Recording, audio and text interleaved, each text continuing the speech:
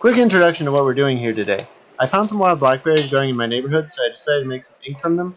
I crushed them up in a pan that was on low heat, added some vinegar and gum arabic, and then filtered it through different sieves and cheesecloth before pouring into its own little vials. Since blackberry ink is essentially a reddish purple or purplish red, I'm going to write the kanji for purple, which is murasaki. And the kanji murasaki is made from the components kore, meaning this, can also be read as koko or kono, and uh, little plus plus little, meaning thread, so little thread. So this thread is murasaki. And I really tried hard to find the origins of this kanji, even reading Chinese stuff, because not reading in Chinese, but reading Chinese character history, because, that's where a lot of the Japanese characters come from.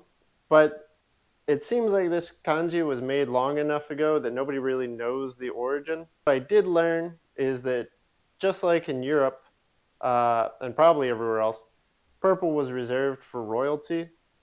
So, the kings, the queens, the empress. There was one point, I can't remember if it was China or Japan, where only the empress and her ladies in waiting could wear purple clothing, which feels like a real waste of a nice color.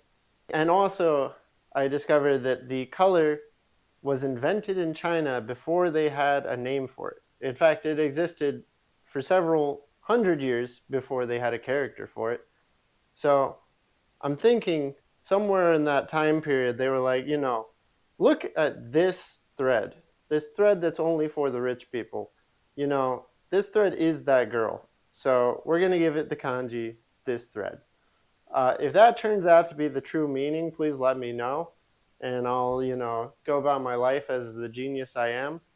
And if that's not the correct origin, don't tell me. Just kidding, please tell me. And if you like this, subscribe for more. Oh, by the way, this is my absolute favorite part about this ink. It is so cool in the sunlight. It just glows. Someone, please think of some clever idea for me to utilize this, because it is so cool. Also, if you want to compare it with the old, simpler blackberry dye, the older, simpler one, much more purple. I don't know if this newer reddish one will become more purple like this, but it's really interesting to see the two side by side.